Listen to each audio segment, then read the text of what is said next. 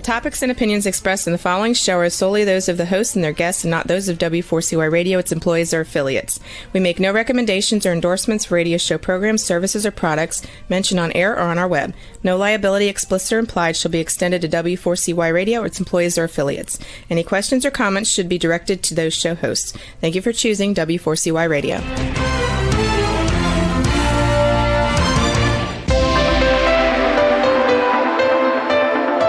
Churchill said, "Those who fail to learn from history are condemned to repeat it."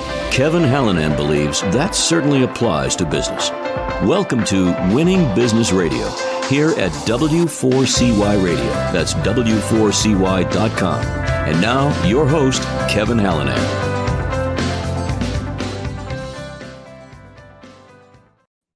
Thanks for joining in today again, everybody. I am Kevin Hallinan, and welcome back to another episode of Winning Business TV and Radio on W4CY.com. We're streaming live on Talk4TV.com.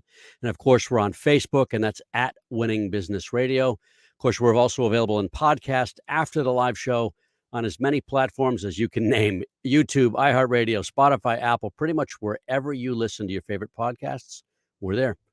The mission of Winning Business Radio and TV, as regular viewers and listeners know, is to offer insights and advice to help people avoid the mistakes of others, right? To learn best practices. That's the how-tos, the what-tos, the what-not-tos, and to be challenged and certainly and hopefully to be inspired by the successes of others.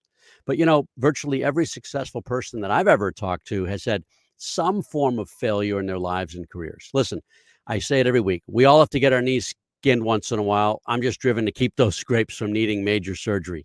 Let's endeavor to learn from history so we don't repeat it. Today, my guest is Brian Brady, president of Integrated Digital Solutions Incorporated and owner of WSI Digital Marketing in Vienna, West Virginia. Here's his bio. Prior to starting WSI in July of 23, Brian worked for the Department of Treasury, Bureau of Fiscal Service in Parkersburg, West Virginia, from 2002 to 23, where he managed the technical staff of database administrators. From 1989 to 2002, Brian worked for Crown American Hotels Company in Johnstown, PA, in a wide range of hotel development and operational positions. From 99 to 02, he was the company's information systems director. In February of 23, Brian retired from the U.S. Navy Reserves at the rank of Captain 06 after serving for 35 years. He's earned 14 personal decorations throughout his career and served in 3 deployments in Kuwait, Iraq, and Afghanistan. Currently, Brian is a WSI digital marketing consultant. WSI is a leading provider of sales and marketing consulting services focused on increasing leads and top-line sales performance.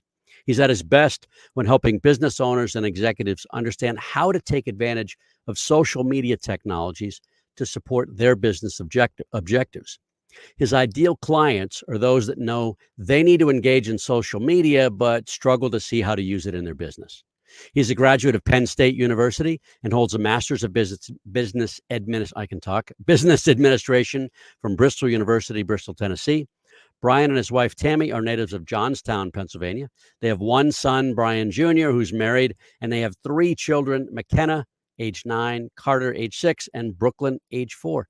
When he's not saving the world from bad guys, or countless clients from the perils of poor digital marketing, he likes to golf, spend time on the beach, and at their cottage in Bedford County, PA. Brian also plays guitar, loves to explore his family history using Ancestry.com, and of course, like me, spending time with his grandkids. Brian, welcome to Winning Business Radio and TV. Thanks for being here. Thank you, Kevin. It's a pleasure to be here. Oh, I'm glad. I'm looking forward to this. So I want to get, I like to ask every guest for a little bit of background. Where did you grow up? I grew up in Johnstown, Pennsylvania. Okay, so tell us about that town. How big? How small? Kind of what that? Kind of give us a flavor of the upbringing in that town. Yeah. So Johnstown, Pennsylvania is about 70 miles east of Pittsburgh. So Western Pennsylvania in the beautiful Laurel Highlands. Johnstown was a steel town. So it was thriving in the steel industry from the late 1800s on up to the mid 1970s. Probably our biggest claim to fame is the Great Johnstown Flood of 1889. Oh, yeah. That was a devastating flood that was caused by a dam that failed, and that dam also happened to be a resort area for many of the steel and industrial tycoons from Pittsburgh, Pennsylvania.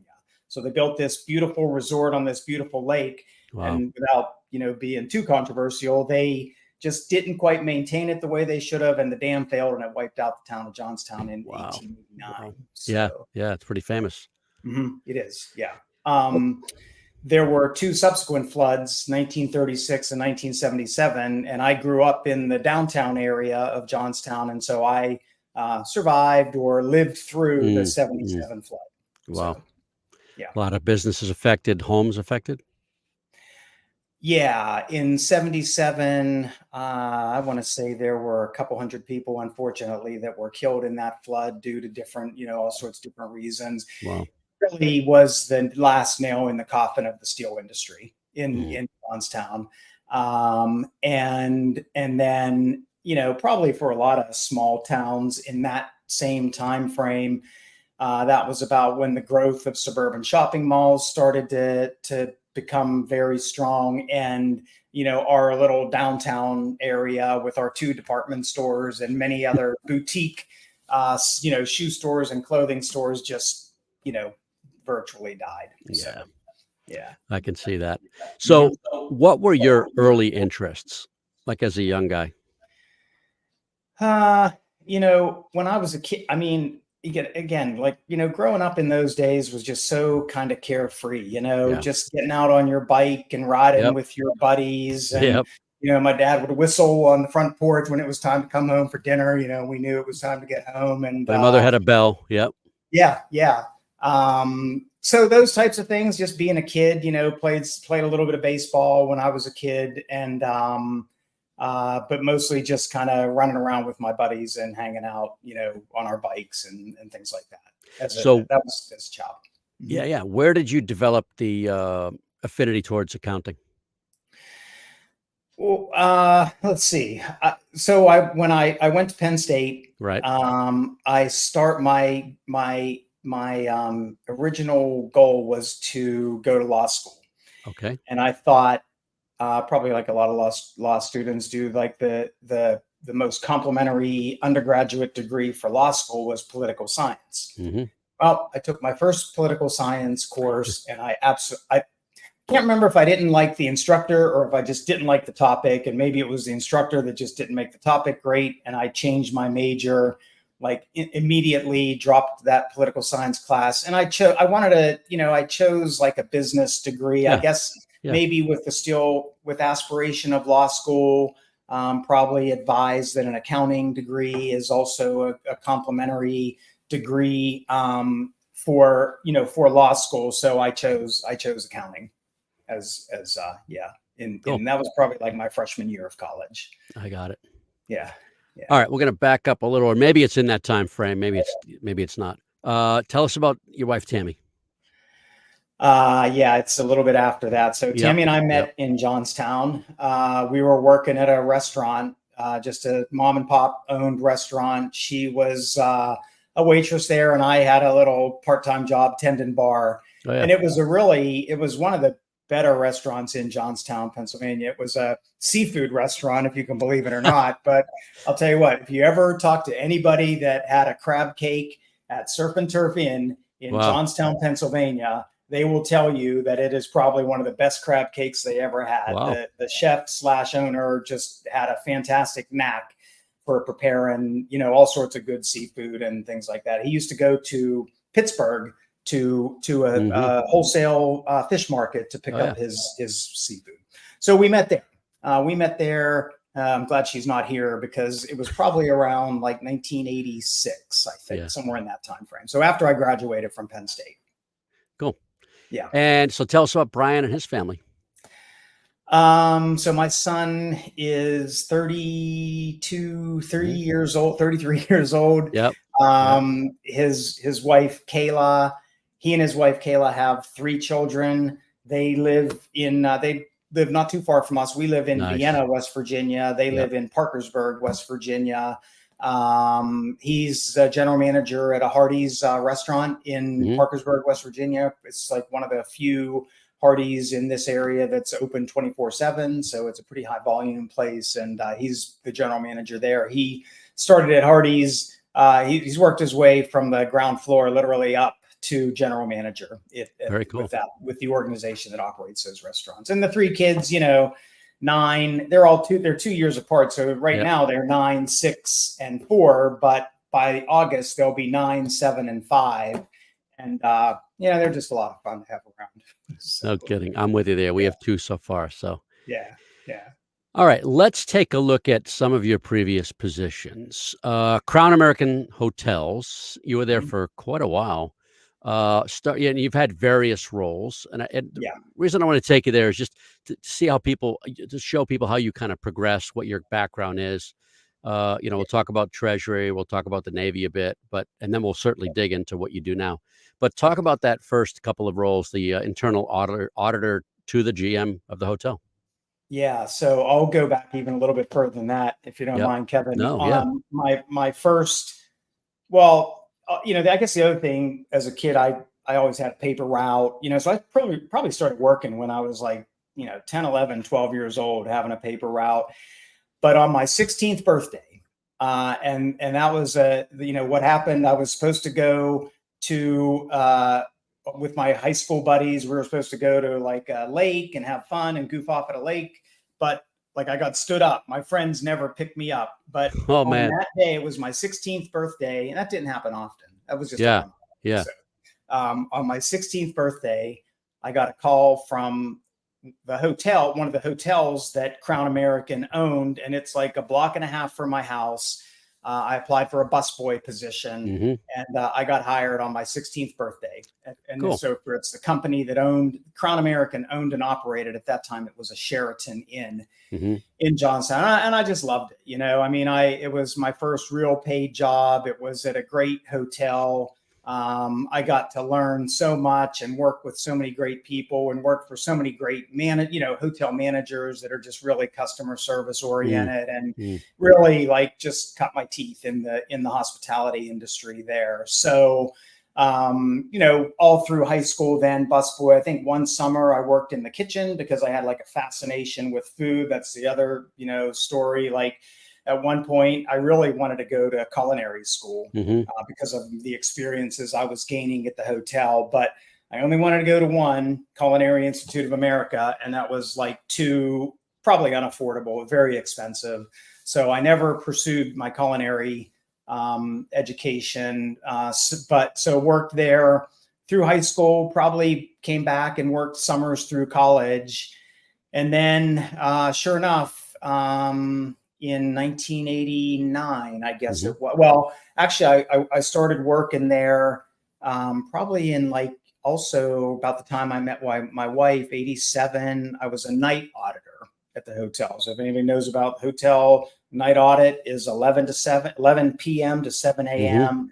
And the purpose of the night auditor job position is basically just to reconcile the books from all the day's business activity. And then in our case, we reported to our corporate office, Crown American, which was also located right there in Johnstown. So night auditor at the hotel. And then in 1989, after I came home from boot camp, and I guess, we'll get to that in a few minutes, I was hired as an internal auditor. So internal audit for the type of position I was doing, or our department, we were more, I'll call it operational auditing. So Crown American also operated many shopping centers throughout the Mid-Atlantic.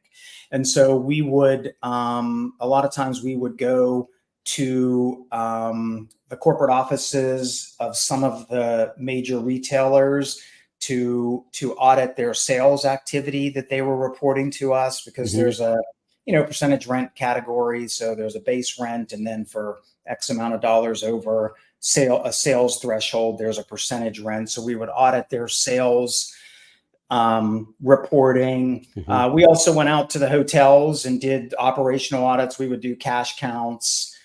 We would do inventory, end of the month inventory with the food and beverage staff, counting food, counting eggs, counting, on the beverage side, verifying the liquor, beer, wine, and liquor sales through monthly inventory. And okay, so also at that time, really throughout a lot of my years at Crown American, we were going through a lot of growth and acquisition, and we were building hotels. And one of my jobs also as internal auditor, because I had the hotel experience, is I would go out to our new hotels and train them to our procedures, to our processes, and especially like our night auditing and reporting procedures. And I really loved that operational environment, being out in the hotels. And there were a couple of occasions where we were getting ready to open the hotel. The hotel's opening was coming and some of the rooms weren't ready. And we were like, it was all hands on deck. We're out there cleaning rooms and getting rooms ready to rent and everything. And I just loved that environment. So it was kind of natural for me to want to, and then apply and then be selected to go out and manage a hotel, which in this case, it was in Oak Ridge, Tennessee. Very cool. Yeah. So before we go to break, last question before break, what's your key takeaway from working for them? Again, I learned so much about good customer service. Being at the hotel in Tennessee, far away from the corporate office, I had a lot of autonomy to operate the hotel almost as if it were my own. I had sales goals and budget goals and bottom line goals, as you can imagine. Sure. I was out in the community, a lot, doing a lot of networking. And I think the one thing that really instilled in me, managing that hotel was like a desire to someday own my own business. Yeah, that's cool. I was going to comment on that, but I wanted to let you go. Yeah, when you have that autonomy, it does give you that mindset. Yeah, for sure. Yeah, it did for sure. All right, thanks. We're going to be right back, Brian, in 1 minute. Everybody, we'll be back with Brian Brady. He is, where's the title? I thought I had it teed up. All right, President of Integrated Digital Solutions and owner of WSI Digital Marketing in Vienna, West Virginia. Be right back. You're listening to Winning Business Radio with Kevin Hallinan on W4CY Radio. That's W4CY.com. Don't go away. More helpful information is coming right up, right here on Winning Business Radio. Have you ever dreamt of being on the radio? Well, now is your chance. Be a radio show guest on the #1 ranked internet radio station and promote you and your business for free. Yes, you heard it, free. Business advertising right here on W4CY.com. Call 561-506-4031 now to get booked on one of our shows. That's 561-506-4031. Get your free advertising now. And now back to Winning Business Radio with Kevin Hallinan, presenting exciting topics and expert guests with one goal in mind, to help you succeed in business. Here once again is Kevin Hallinan.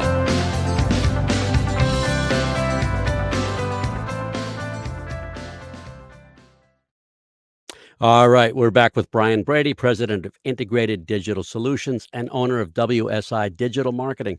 All right, so now move over. How did you get the job? And tell us about working for Treasury Bureau of Fiscal Service, and tell us about the Bureau. Well, can I finish my career at Crown American? Oh, I beg your pardon. Yes, we did. I'm ahead of myself. Yep. Sorry. Yeah, no problem. So again, right after I had the job in Oak Ridge, Tennessee, the same year we got married. So we got married and we lived in Tennessee, and it was like a great 2.5 years. We lived there for 2.5 years, just loved it. Nice. Really great part of the country, really interesting town. Oak Ridge, Tennessee was one of the 3 sites in the Manhattan Project. So really interesting. Oak Ridge. Yeah, that's right.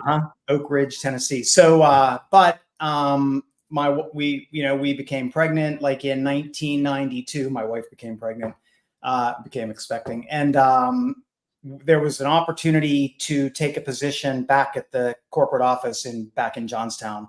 And that, of course, was a great opportunity to return to our families with our, when our son was going to be born. And so, live among our friends and family. So we moved back to Johnstown, and then stayed there from 92 until when we left in 2002 for about 10 years. And so what happened there was, so first of all, the patriarch of the company, Crown American, passed away suddenly. He had his son was primary, second in command. He had a daughter that was also involved in the business. The daughter wasn't never really involved in a lot of the operations, but the son very heavily involved. However, then let's see, in the late 90s, I guess they started to sell off some of the shopping malls. September 11th comes along. Tourism industry goes down the tubes. Hotel, the writing's kind of on the wall that the hotel side of the company is probably not going to survive or last, or just an interest in not. I mean, when I left, we had 27 hotels, and I don't think he really wanted, the owner, the son, the owner's son, really wanted to have that hands-on kind of involvement. So I had an opportunity to move to West Virginia, come to work for the Department of Treasury. At the time, it was called Bureau of Public Debt. So if you ever bought a savings bond, I don't know if a lot of people in your audience know what a savings bond is anymore, but if you ever bought a savings bond, those were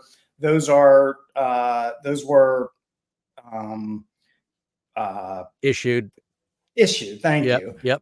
Through the Bureau of Public Debt. Yeah, through the Bureau of Public Debt. So, and then about probably 10 years ago or so, public debt merged with the Financial Management Service. So if you ever got a check from the federal government, it said Financial Management Service on it.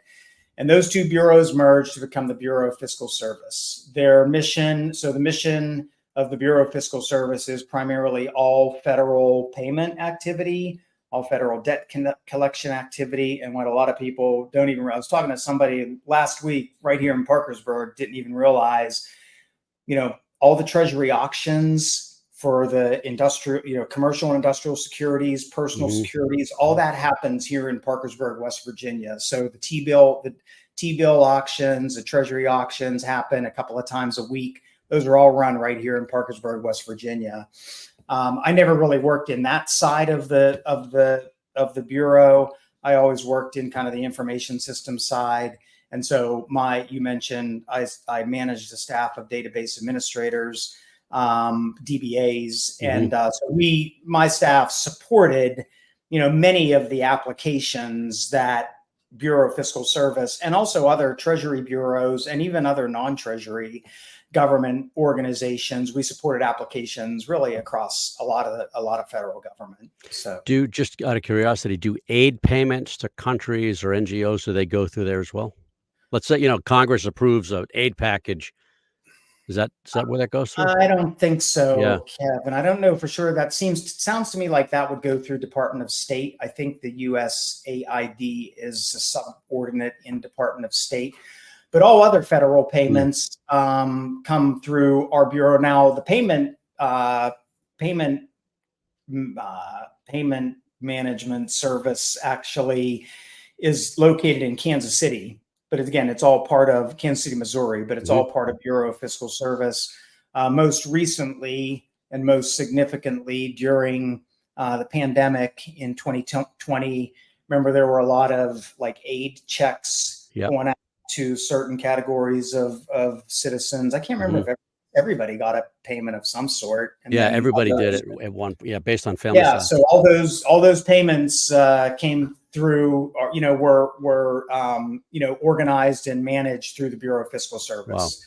Wow. Whether they were physical paper checks or digital payments. I think also we were putting payments on. We were mailing debit cards. I remember that. Yep. So that was a little bit of little bit of pressure. We ran all that. We still have mainframe technology there, or had when I left a year ago. So that software, those applications were still kind of housed on our mainframe infrastructure. So is that intentional, or is it lack of development, or is it a security measure, or maybe it's a combination? Oh man, how much more time do we have? We don't. I So just want to, yeah, yeah, I want to you get into know, the current stuff. So, but yeah, yeah, a little bit of all of the above. yep, yep, There's a big initiative now to kind of move everything off of that mainframe. yeah. But yeah. So, But they're still in healthcare too. I know a company that there's a staffing company, and they mhm. sort of have the market on this language on people consultants that still use, and some are younger. They're not just 70-year-old guys. Some of them are younger and they just learned, but that they're specialists to that industry that are still these big mainframes. So Yeah. Yeah. One of my top mainframe guy, he was older. He was probably in his late 60s, early mm, 70s, and just kept on wanting to work, loved his mainframe. And he, maintains that mainframe is probably one of the most secure yeah, yeah, infrastructures available, and the process, the computing power and the computing capability and so forth is really second to none, but yeah. it That's can what I've be a heard. little limited. Yeah. So, All right, so kind of a big question, mhm, long time. mhm.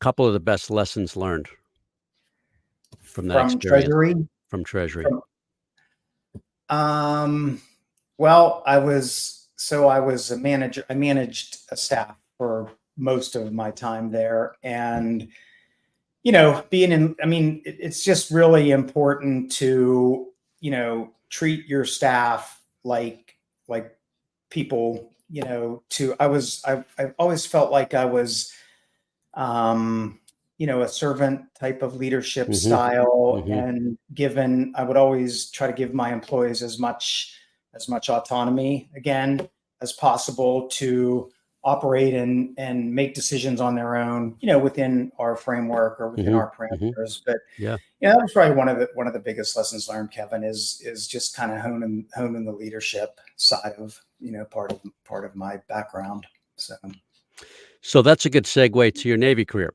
Uh, why did you join in originally, and why'd you stay so long? And I know uh, I'm guessing you went from active duty for a number of years. no. No, you went right into the reserves. Career reservist, yeah. Okay, I yeah, cool. joined the Navy because my dad and his brother were in the Navy, Mhm, and I joined it as an opportunity. I thought it would just, with the possibility of opening some doors, right? mhm, My, I was before I went to Crown American, like I didn't have like great jobs after college that I was, and so this was just like an opportunity, like I said, to kind of open up another door in my mm, life. I enlisted in 1988. I went to boot camp from like September until January of 88 into 89. And then after boot camp, I just came right back and was a reservist, was in the reserves in So let me 1990. clarify that. That's Yeah. January in Michigan? Yes. No, No? it's Illinois. It's close enough. Okay, okay. Great Lakes is in Yeah. Illinois. It's right on Lake Wow. Michigan. And Wow. yes, I was there until early January. And Wow. yes, there were some awful cold mornings out I there, bet. forming up, getting ready to march over to Chow or whatever. Yeah, yeah. So, So um, 35 years. yeah, yep. Why'd you stay? I mean, and thank you, by the way. We appreciate Well, it. appreciate that. Um, Yeah, I'm sure there were a ton of things that the Navy did for you. yeah. Why'd you choose to stay uh, and make that long career out of it? It was a great part-time job. Mm, So, um, from the day I joined, from the day I enlisted, because I had already had a college degree and a master's degree, hmm my goal was to become, was to get a commission, was to become an officer. So in 1996, I was selected for a direct commission in the Reserve Supply Corps. So Supply Corps officers in the Navy are the logistics, hmm and hmm business side of the Navy. And so the Reserve Supply Corps has a very robust direct commission opportunity, meaning like literally candidates could be chosen literally off I mean, with no background, with no Navy experience, whatever, to be selected for a commission. So I was selected for a commission in '96, and that kind of reset everything, right? So I already served for 8 years. That helped me to keep that 20-year goal in focus, you know. And I think by the time I started to approach that 20 years, by then I had been selected for promotion to lieutenant commander, '04. And I was talking to, you know, a colleague, a mentor, and I think I probably said something like, as soon as I make '05, I'm done. And this person said, I mean, why stop there? Why not try to make '06, you know, or even '07, you know, try to succeed as long as you can. So that's what I did. I mean, I loved, you know, once I went from, I mean, I loved, even when I was enlisted, I loved every minute of it. I have absolutely no regret of any moment ever that I've done anything in the Navy Reserves. When I became an officer, that's an opportunity to, again, become a leader, you know, maybe have a little more opportunity to do other things. And I did. In the Reserve Supply Corps, we did a lot of great things.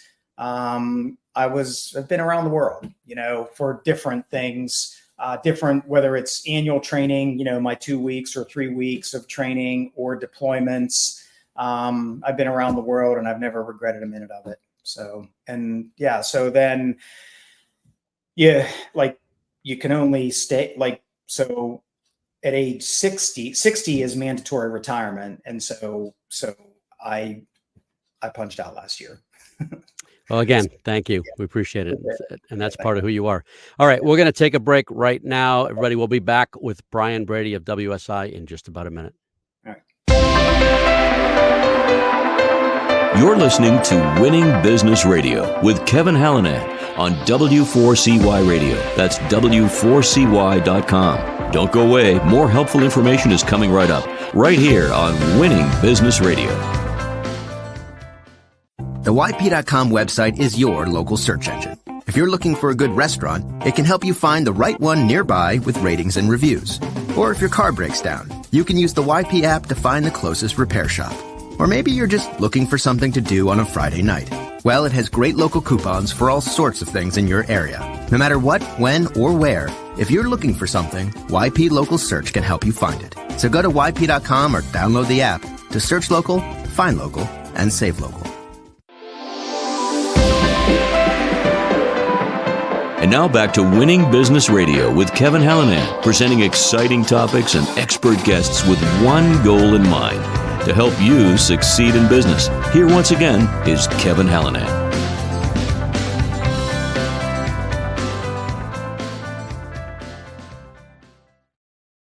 All right, we're back with Brian Brady of WSI Digital Marketing. So tell us about that decision. I'm sure you had thought about it before you left the Navy, but retired from the reserves. What drove the decision to join WSI? So, you know, I knew I was, you know, really didn't have a choice as far as retiring from the reserves. I made a decision to retire from Treasury at in the same year. I guess at Treasury, I just kind of hit a point where I wasn't really going to do much more, go much further. And I just, you know, I just made the decision to leave. But I really didn't want to stop. You know, I always kind of joke, you know, I didn't want to watch Price is Right for the rest of my days, and I didn't really have the resources to travel the world for the rest of my days either, you know. So I just wanted to do something. I met through a Navy Reserve colleague, a franchise consultant, and you know, just kind of entered into a relationship with him, and that was probably about a year process. I mean, I think I met him in March or April of 2022.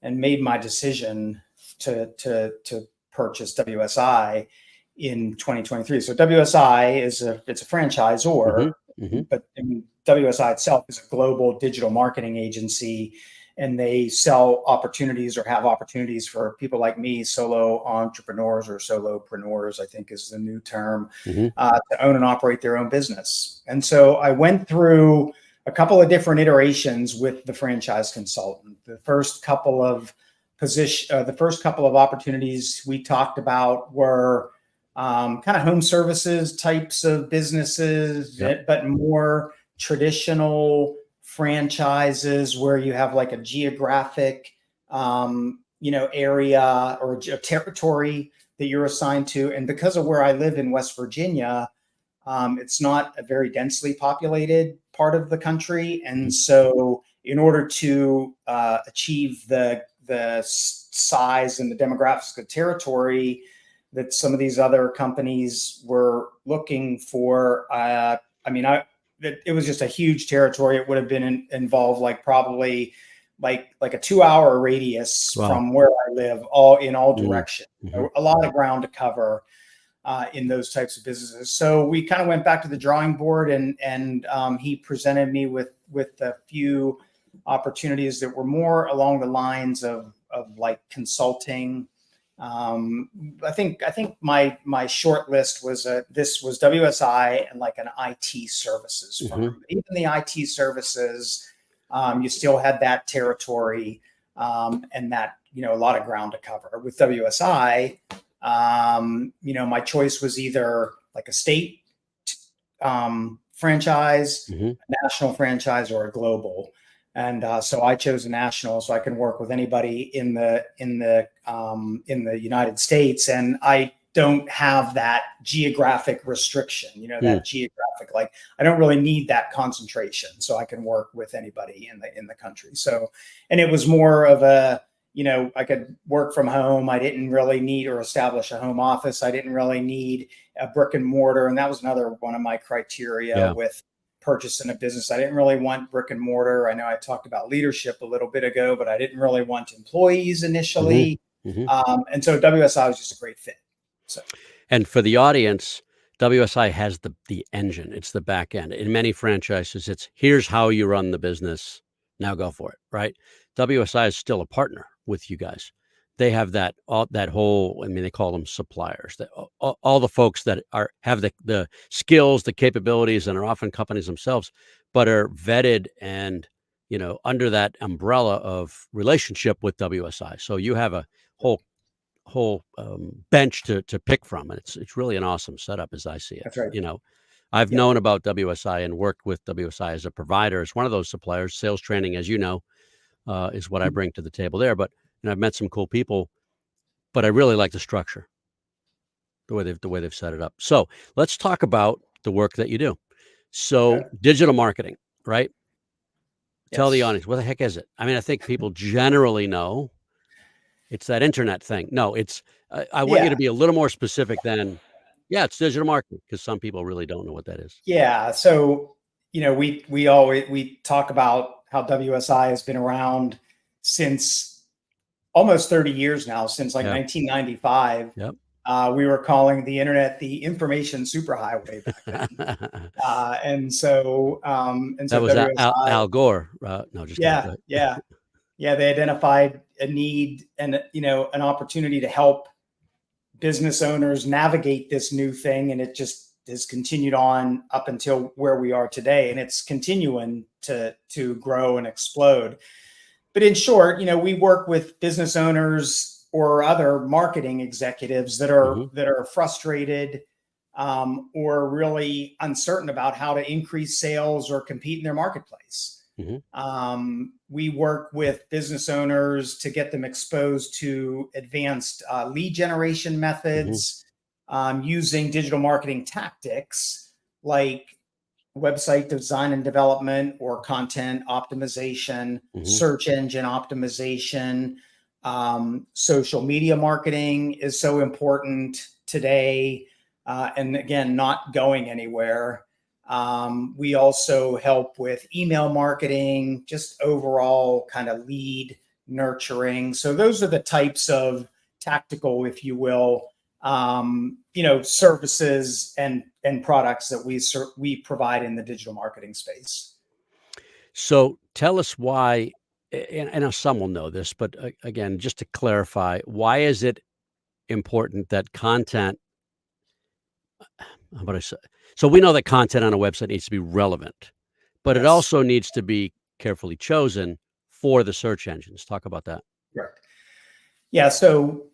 Um, w- yeah, the content on your website should be consistent with, um, and compatible with Google search results. And so that's one of the things we do is we're kind of setting up or talking to customers about search engine optimization. Is we'll Mhm. try to identify the keywords that might be relevant when people are searching for their type of business. Mhm. And then, depending on what those keywords look like or what the keywords are, we'll build the content of the website around those keywords. The other thing that's really important with your website, you mentioned to keep it current.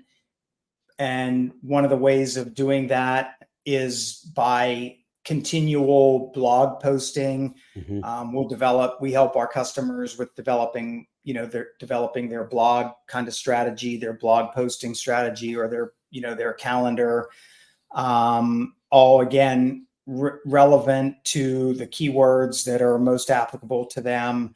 All, for the main purpose of coming up on that Google search.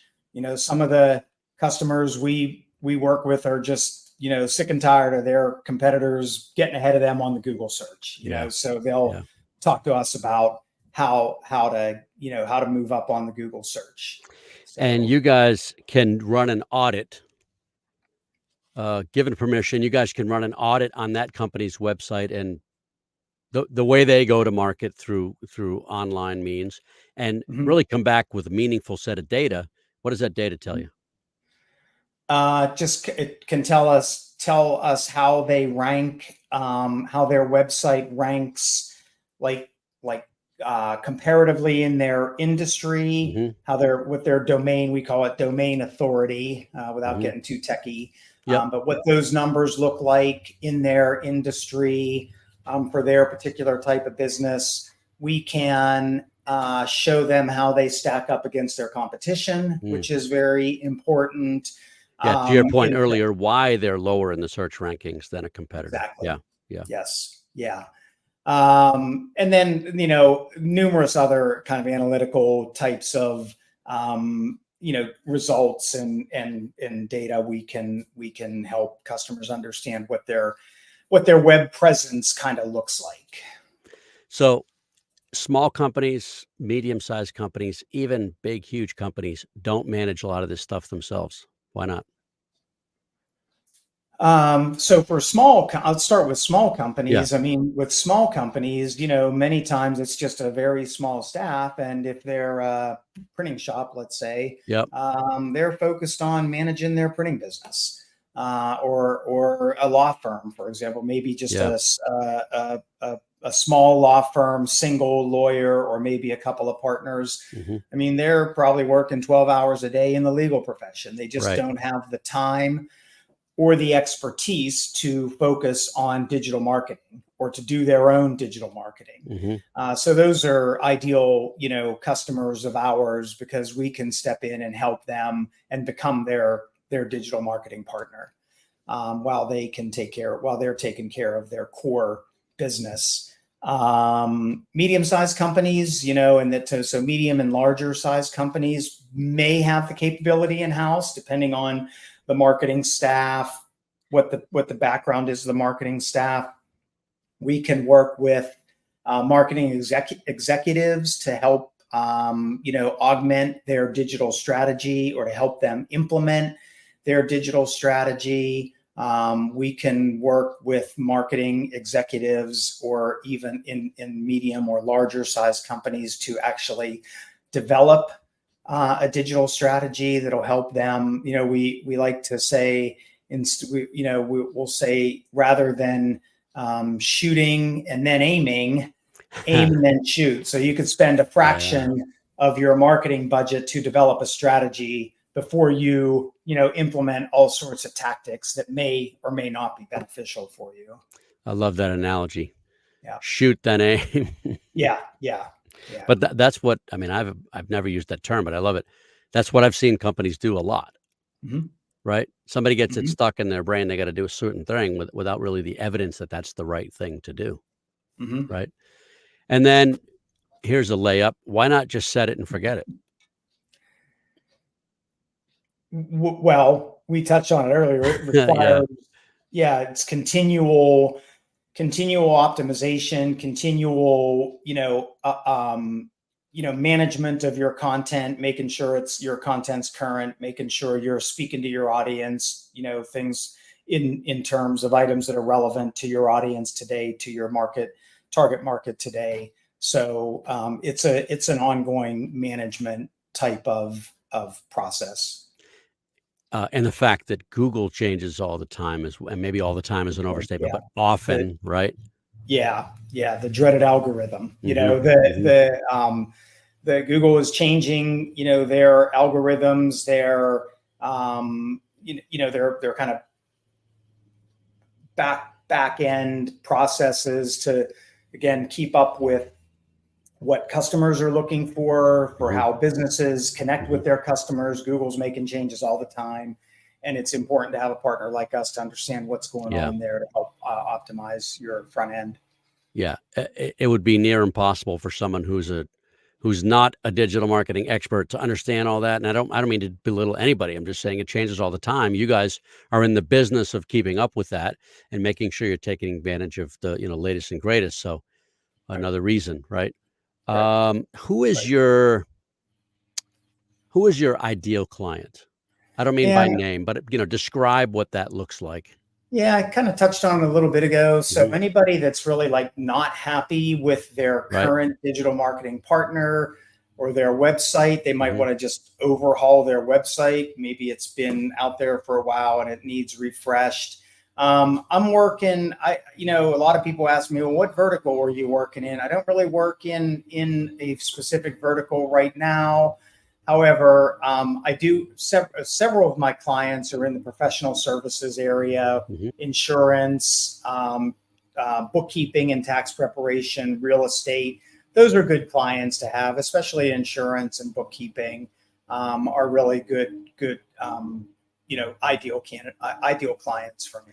And in terms of the work and the engagement, there's often some upfront work, website, audit results, all that, and then there's an ongoing maintenance component, right?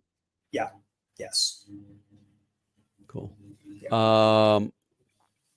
What is it often that you help some prospective clients see that maybe they don't see?